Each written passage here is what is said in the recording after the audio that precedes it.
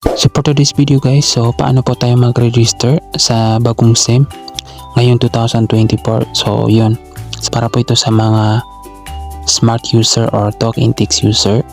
So kailangan natin po dito ng valid ID po para po ma-register po natin yung ating SIM card. Kasi yun po, para po magamit po natin yun.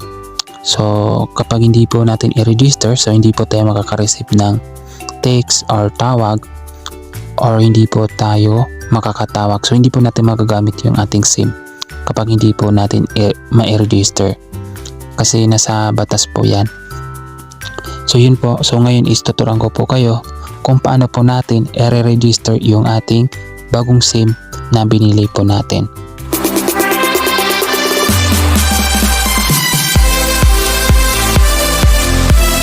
So ilalagay ko na lang po yung link sa description box guys, yung link para po direct po kayo dito. So yan, so bago po sa lahat guys, kung bago ka pa lang sa aking channel, so don't forget to subscribe and hit the notification bell para updated ka po sa mga bagong bago kong video.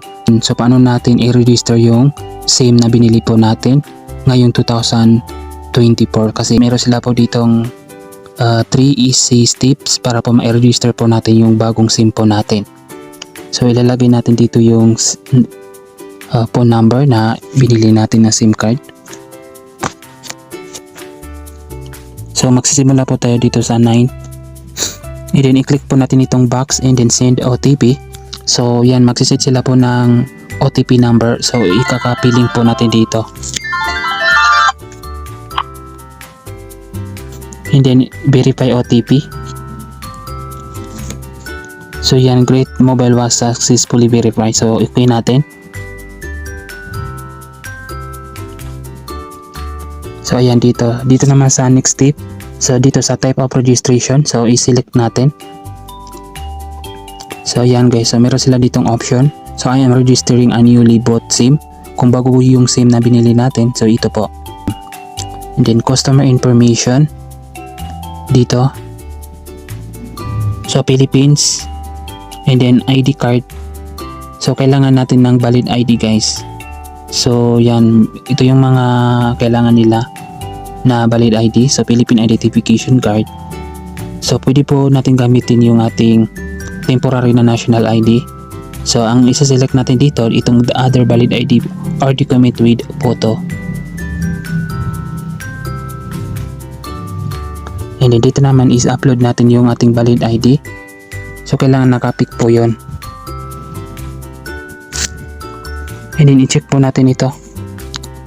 So kailangan, so maximum of 5 MB yung size. So dito naman sa take, so selfie verification, so take photo. So magsa-selfie po tayo dito. So ayan guys.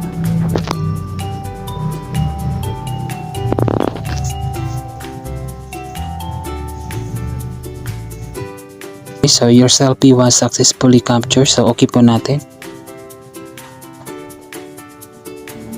So okay na yun guys.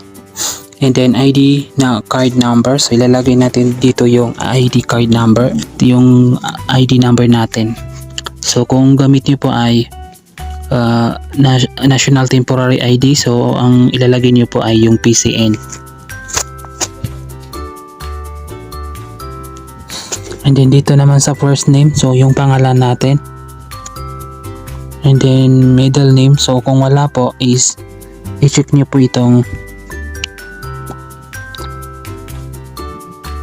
I have no legal middle name, and then last name, yung apelyido natin.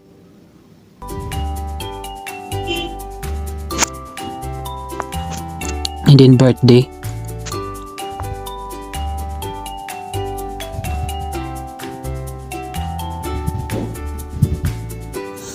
And then dito naman sa 6, so gender po natin yung male. And then next.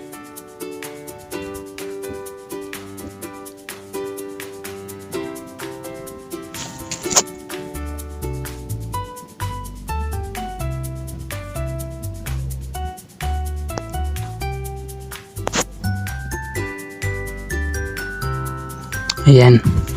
And then address information. ilalagay natin yung present or official home address natin dito.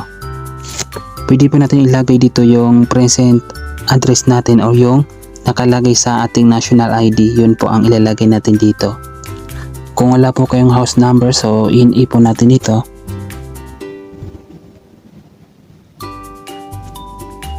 And then street.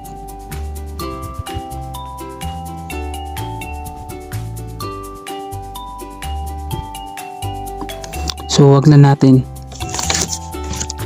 So for example guys, kung wala po kayong village or subdivision, unit, floor or building, so wag niyo po itong fill upin. So yan, dito na tayo sa province. So select niyo po dito yung province. Dito naman sa municipality,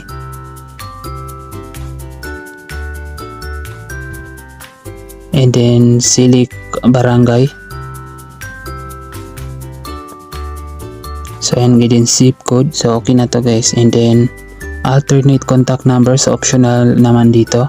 Then email address, optional po, trace. So lagyan ko ng email address. Ayan, and then next po natin. Ayan guys yung summary. So pwede po natin yan basahin kung meron pong mga mali. So pwede po natin yan i-edit ulit, i-back, and then edit natin ulit kung meron pong mga mali na mga wrong information. And then i-select natin itong box dito. So i-submit natin. So dito sa would you like to receive customized offer from us? So optional na yan. So submit natin kung okay na. So ayan guys, so ayan, you have a so ayan guys, so na-submit natin yung application natin for SIM registration. So maghihintay po tayo ng 24 hours bago po ma-activate yung ating SIM.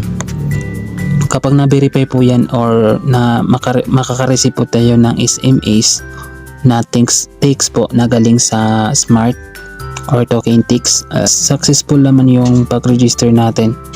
So ito yung ating control number. So yan, ito yung ating COR. So wag po natin ito, pwede po natin ito ilagay po, i-copy sa ating, pwede nyo po yan i-screenshot or basta ilagay nyo po yan kasi yan po ang magiging COR nyo po. So yun lang po. So maraming salamat po sa panonood and God bless to all.